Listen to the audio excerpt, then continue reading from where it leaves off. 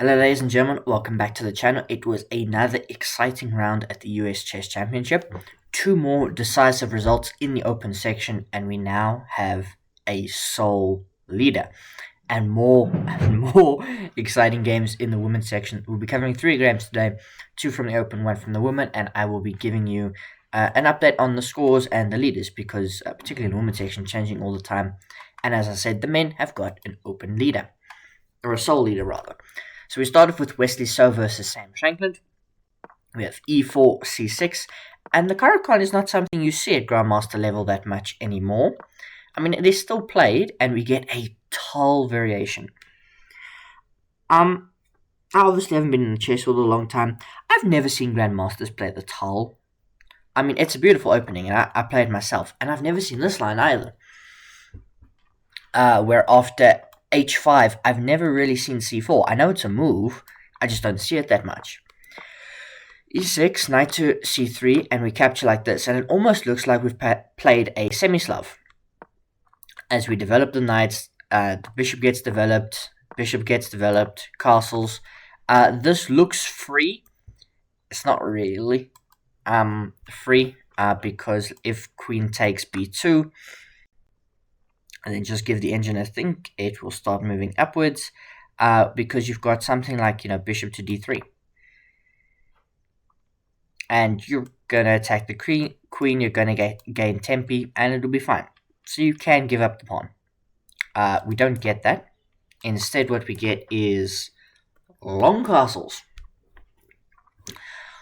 which is brave, because you are casting directly into a4, b4. And yes, white has pushed all of this, but the pawn breaks are really hard to manufacture, and playing f6 and allowing captures actually probably just hurts you. So it's a really interesting position, and it's one that Sam Shankland struggles with, because a3 is not the perfect move from Wesley So, but king b8 is bad. It's a mistake, and b4 comes, and king a8 is no good either. And now Wesley So in the span of 2 moves is plus 1.5. Why? Because he started an attack, and all Sam did was shuffle his king, because he's like, well, I don't like being on the c file, and I definitely don't like being on this diagonal, so I'm gonna just chuck my king in the corner. b5, knight to g4, a4, queen a5, I take, queen to c1. What are you gonna do? Your king is now wide open. I'm gonna go after that. I've got sacrificial ideas. Knight jumping in. What are you doing against my king? There's nothing there. Rook b8. Okay. Rook d1. Rook hd8. Bishop drops back. Knight comes forward. Look at that. I'm gonna exchange the bishops. Oh, you block. Take. Knight takes. And now look at that. Knight to f4. Hello. How are you defending that? How are you defending that? Oh, you're going to push it forward. I'm just going to jump my knight in anyway. Now I'm threatening this. I'm threatening this. So we get takes. Ooh, I'm sorry, it's early in the morning. Takes. Wesley So is just completely winning. Rook takes d4, rook takes, and when you drop the knight back, you might say, wait, why is this position so winning? Sam Shankland is up a point of material. This king is really weak, and these pieces have got nothing to do. The white king is perfectly safe. That is a problem. The queen is offside. Queen c5. Great idea, looking for a queen trade. Look at this move. a5. Saying, take my queen. Take it. You can play queen takes c1. I'll play rook takes c1. That is still a problem. I'm so sorry. And then the best move, according to the engine, is to play bishop to a3. Bishop to a3, and then you could probably... Could you take the knight here? Can you take the knight? Bishop takes. And then a takes b6. No, 3 passed pawns is too much for black. So you can't quite be that creative. a5, beautiful move. Knight bd5, just jumping into the center and out the way. Boom. Knight takes d4. The sacrifice of a full knight, because you can't take it, because that is devastating. So the knight jumps in the way to defend it, but look at this. Bishop to e3, rook to d8, queen to f1, and it's just the swarming of everything. The queen infiltrates, defend as much as you can. It's not possible. Yes, Sam Shankland is able to open up the king, but Wesley So dodges the checks, and Sam Shankland has to resign. And Wesley So is the sole leader, because yes, you can pick up that, but you would be giving up this, and the pawn will help mate. The rook will come in and help mate. And Wesley So wins, and he takes the sole lead, as I now have to take the thing off, because chess.com does that weird thing, and I don't want to spoil the results, so bear with me for a moment. But a very impressive game from Wesley So. The next game we're going to look at is two players we've covered in the first video, really. And that is Andy Woodward and Grigory Oparin. Obviously, Grigory suffering a round 1 loss, I believe, to Fabiano Caruana.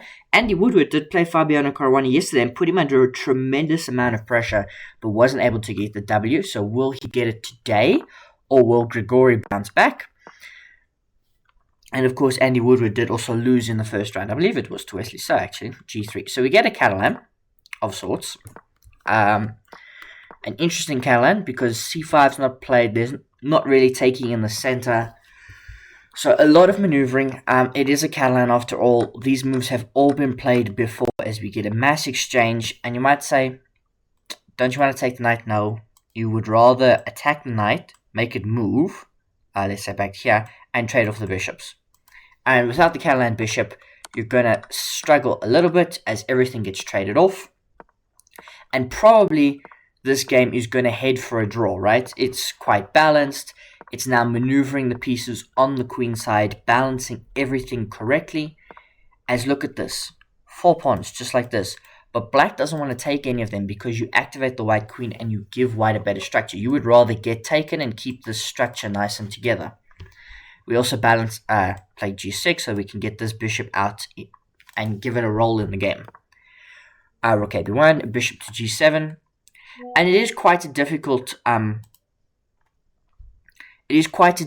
position to work through.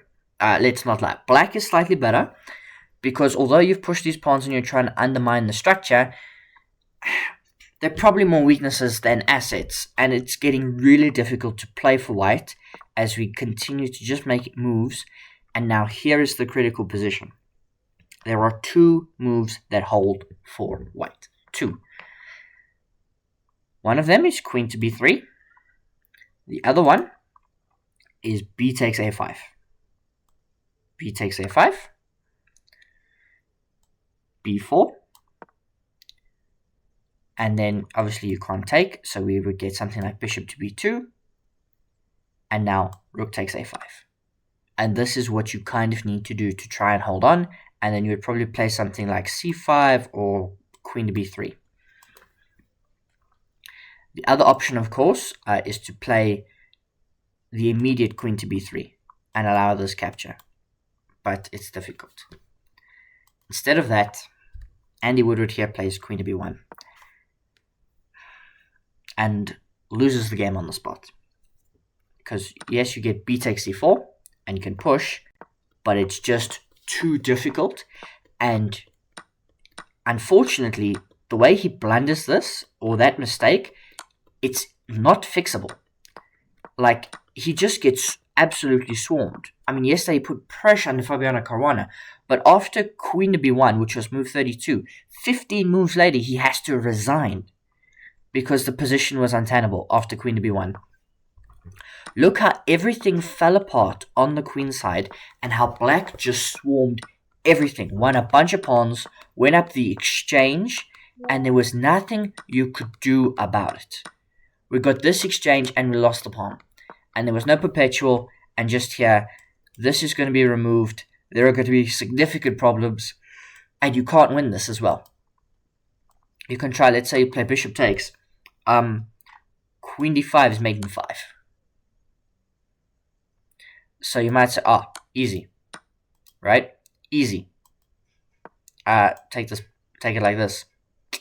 No, because queen takes f5, bishop takes, and this endgame is completely lost for white because you just have rook to a1. And you're going to win that, and this 4 on 3 with rook and bishop, completely winning. So, let me give you a small update in terms of the open section then. So obviously we know Wesley So is your sole leader with 2.5 points. He is followed by Fabiano, Caruana and Levon, Aronian. Then it is a group on 1.5, which is Sam Shankland, Grigori Oparin, Sam Sevian, Awanda Liang, Hans Niemann, and Amambaidu Mishra, all of whom have got 3 draws, excepting Sam Shankland and Grigori Oparin. 1 draw, 1 win, 1 loss. Then we've got Ray Robson and Dwara Shorts on 10 and 11 with 1 point. And unfortunately, Andy Woodward with 2 losses and a draw on half a point is at the bottom of the standings. But let's now go to the women's section where I have a crazy game to show you. Absolutely crazy game. Where we had checkmate on the board. We had checkmate on the board in a GM game or in a high-level game. And you don't see that often, so I wanted to show it to you. So we have Nazi, I'm going to butcher her last name, Nazi Paikidze versus Tatev. And we get another d4 opening. The players are playing more than d4, I promise. And it is, a King's Indian. And King's Indians are always awesome. I have seen h3 before, so I'm not going to pretend like I haven't seen it, but it is super rare. But we do get a very King's Indian structure. Black looking to go over here, c4, everything's locked. They'll look to expand on the king side. But white says g4. You're not expanding on the king side. I'm going to play there, and you can have the queen side. h5, g4, knight drops back, and now h4. And basically, this is locked down. This is locked down. Your big pawn break is locked down. What is going on? White has got lots of space, but it does leave with weaknesses. That is the thing, right? So how is black going to try and exploit the short castles? Knight g to e2, knight d to c5. And now only one move for white to be better, slightly, and that's knight to g3. Why? Because you would like to play f5, probably in the future. You can also look to trade off this light squared bishop. It's an idea, you don't have to do it. And of course, you don't want to give up your dark square bishop because the knight just replaces it, and you can't play b4 as of yet. So bishop to g4, bishop to e2, and we get this trade, and now a4, locking down your queenside pawn play. Short castles, a3. Now you might say, why b3? Why not b4? Well, that hangs a pawn. Because while, yes, this knight is defending over here, if I have to choose, I will take this structure. This is better for black. Shockingly enough. Because even though you can attack it, I've got actually b6 and I'll be fine. And then you can't remove my knight. It's a mission to remove my knight. Because you've got to somehow get a knight there. And that's like 2 moves, 3 moves, 4 moves. I don't even know how you get a knight to c2 to try and remove it. So b3 is the best move. Is the better move. Obviously, c6, king to h2, queen a5, and white's advantage has swelled. Black is not addressing the key concerns of the position. What you might be saying, what do you mean? Black is playing on the queen side. That's what you said. Yes, but queen side's locked down. You're not getting through the structure. Your bishop is dead. You need to find a different way, a different plan. Because bishop to d2 comes. And yes, you can get your knight in. I just drop my knight back. And now your knight's pinned. So you have to go here. And you're just wasting time. Knight to e3, f6. And ladies and gentlemen, there is something so disgusting here that I had to show it to you. The advantage is 4.5, but for one move only. For one move only. And that is the brilliant sacrifice of a knight. Knight e to f5. Boom. And the amazing thing is you can't take it. If you take it,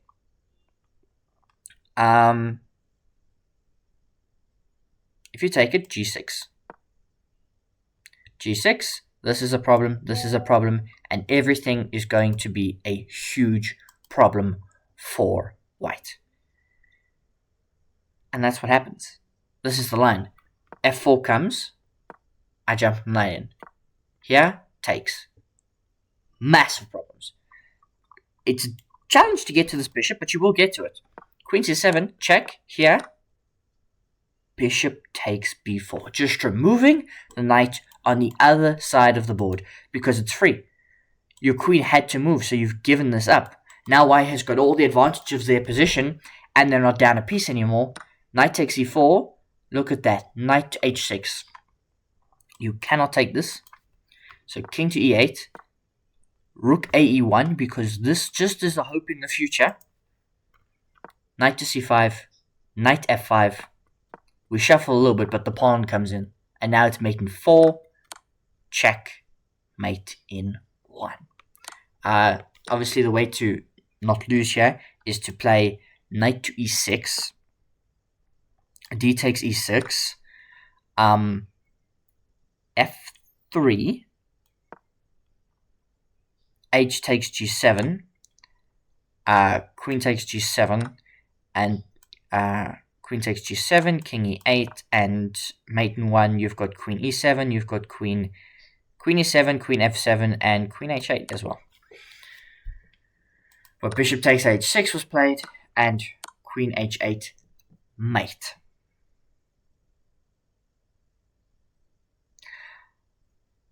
Just look at this game again. There was nothing special. Nothing special. It was a King's Indian, right? King's Indian defense. Where the players played, they traded a couple pieces. There was some provocation on the queen side. c6 was a step in the wrong direction. Queen a5 was a step in the wrong direction. And it just allowed this knight maneuver and this, which was move 21. And just like Andy Woodward, 15 moves later of constant pressure where you could do nothing about it. This time there was no resignation. There was simply a checkmate allowed on the board. Beautiful, beautiful game. In terms of the women's section, that wasn't the only result.